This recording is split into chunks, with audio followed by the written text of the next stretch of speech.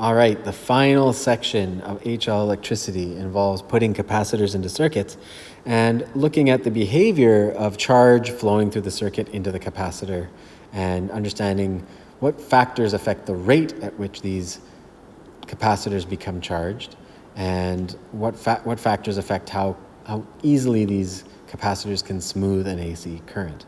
So in this section, we're going to look at graphs of capacitors charging and discharging. We're going to understand factors that affect the rate of charging and discharging. And we're going to be talking about an important factor called time constants. All circuits that have capacitors and resistors have a time constant that give me an idea about how fast charge moves through a circuit. And at the end, using the time constant, we could be able to calculate what is the charge on a capacitor at any moment in time when I start discharging it or charging it in a circuit. So before we move on, let's take a look at a basic question here. So as we close the circuit, charge is going to flow from the battery onto the capacitor until it reaches a final potential difference of 5 volts across that capacitor. Then the charge won't flow.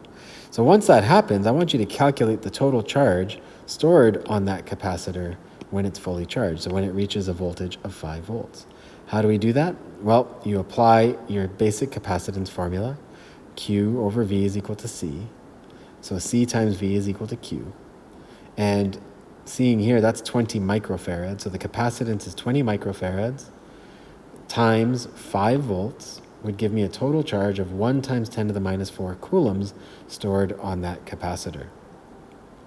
And we need to be able to do this and apply these simple equations we learned in the past videos, because I got to be looking at graphs. I got to interconvert graphs from charge to voltage.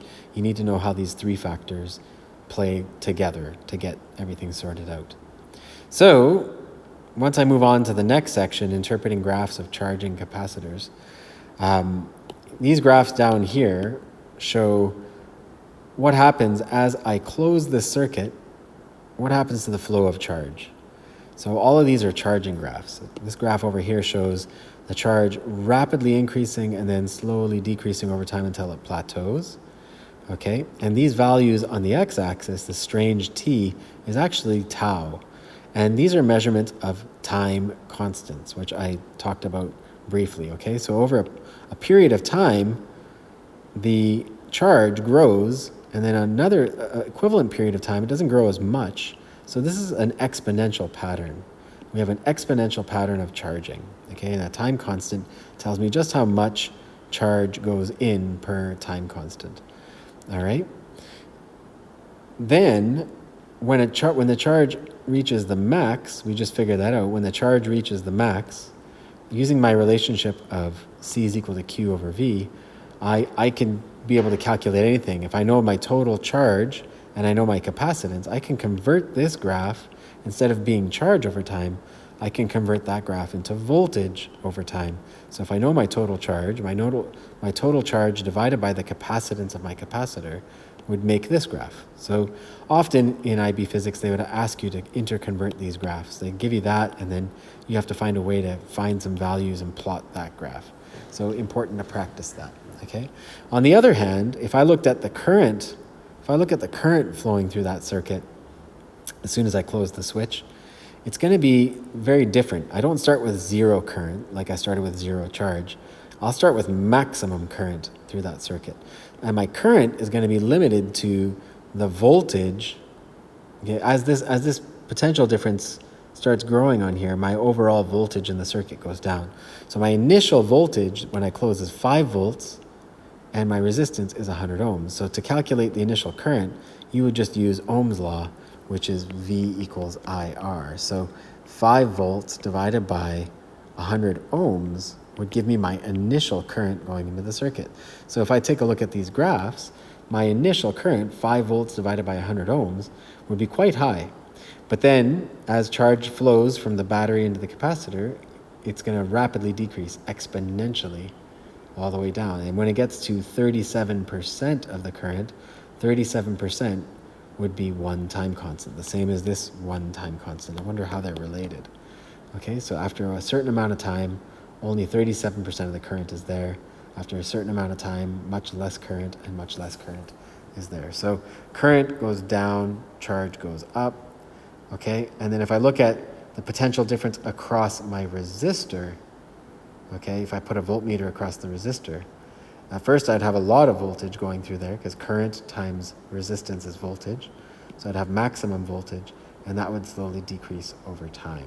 Okay, so this is the behavior of components in a circuit when I'm charging a capacitor.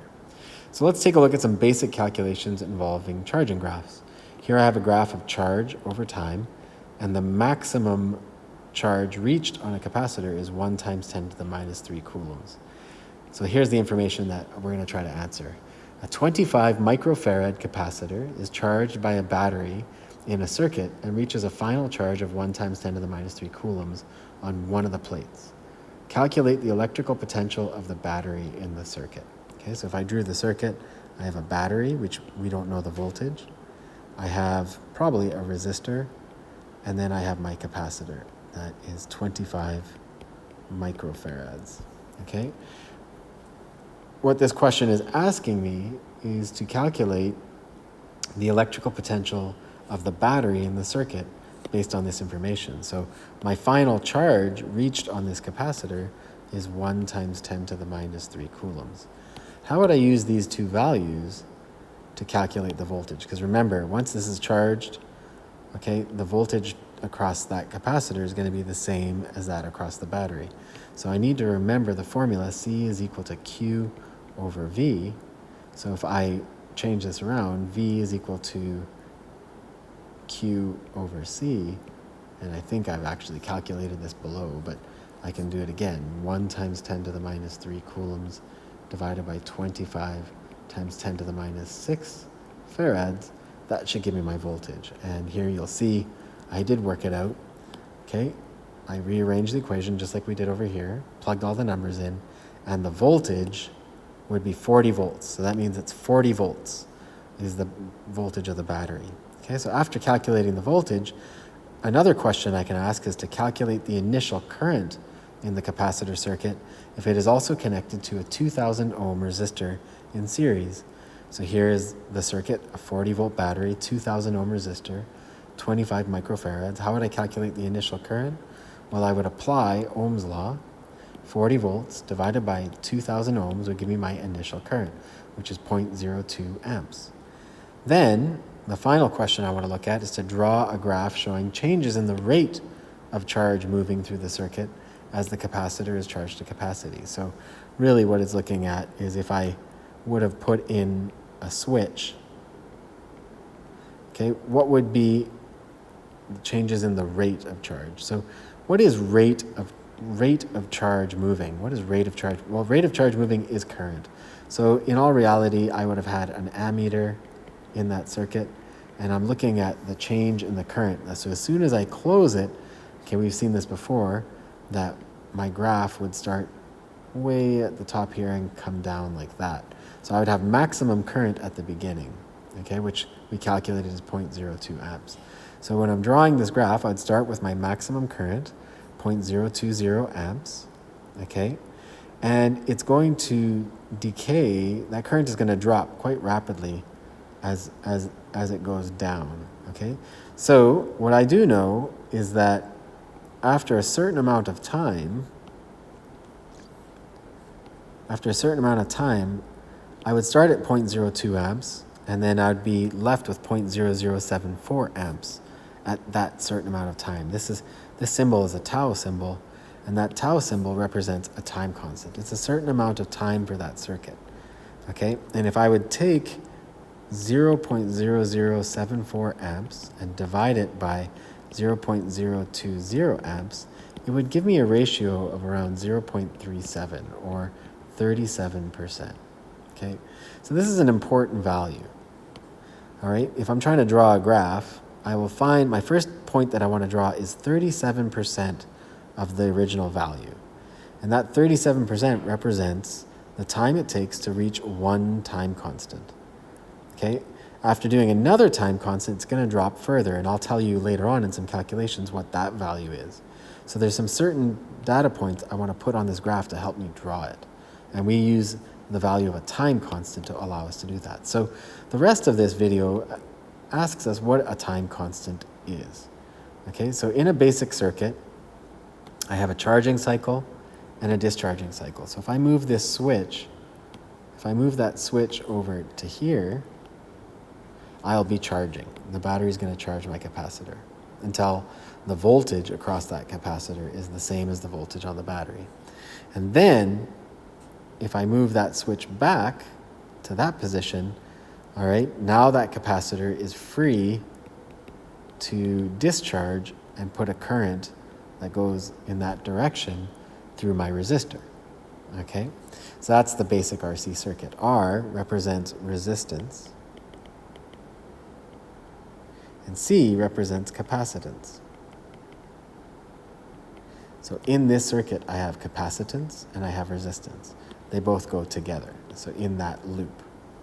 All right, and in that RC circuit, the combination of the capacitance and the resistance tells me the rate at which charge is going to flow when I close that circuit. Okay, so the main equation that we're going to learn for the rate of charging and discharging a capacitor is this one over here. Okay, where Q is equal to Q0 e to the power of negative t over RC. Okay, now Q represents the charge on the capacitor at a moment in time. Q0 is the initial charge on the capacitor. R is the resistance in the circuit. C is the capacitance in the circuit.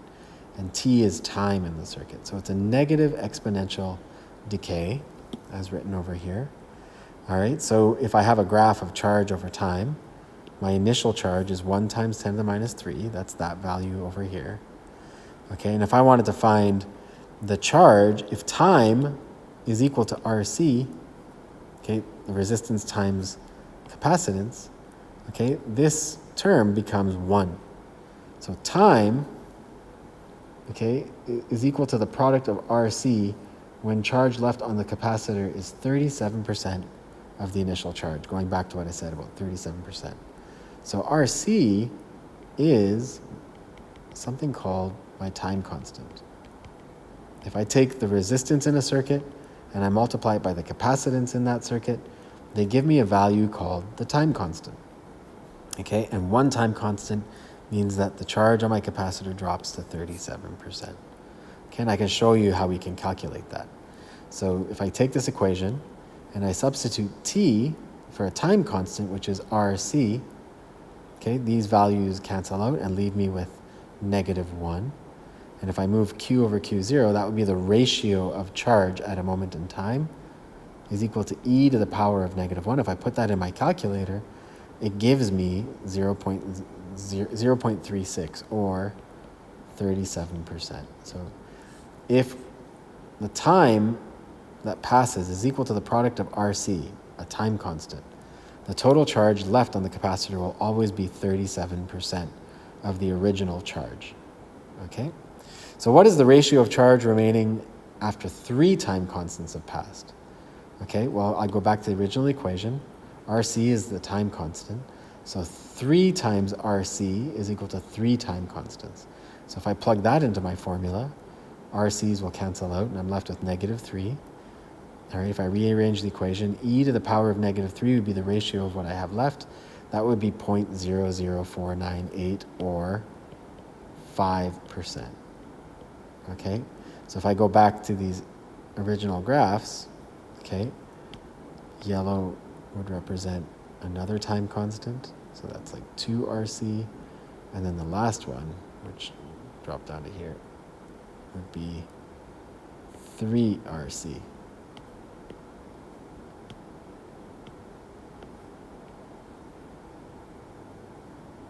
Okay, and that's how I would draw that exponential decay. So 3 RC would be down at the bottom over here. We calculated that that would be around 5%.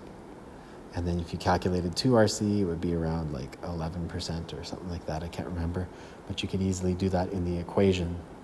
All right, so using this equation, just to summarize this video, using that equation, and if I knew the resistance and the capacitance in a circuit, if I know the value of resistance and I know the value of capacitance, I can easily plot a graph of charge over time for that particular circuit as it discharges. So it would start at maximum charge and it would discharge through things that we called time constants. Okay, time constant 2, time constant 3. And we know that the time constant, which has a symbol of like tau, is equal to RC. So it's the product of the resistance times the capacitance. Pretty simple stuff, but this is a very important value to know. Okay, and often on an IB exam, if they gave you a graph of actual time and charge, okay, and they give you that graph, and the graph tells you, oh, this is 2 seconds, and this is 37%, okay, then you would be able to read the graph and say 2 seconds is the product of R times C, and I can use this value to measure C in a circuit, or I can use that value to measure R. So I've had students do IAs on capacitors before where they discharge the capacitor, measure 37%, and measure the time, plug time into here as my decay constant, or sorry, the time constant, and divide it by the total resistance in my circuit, and they were able to measure the capacitance of the capacitor in a circuit.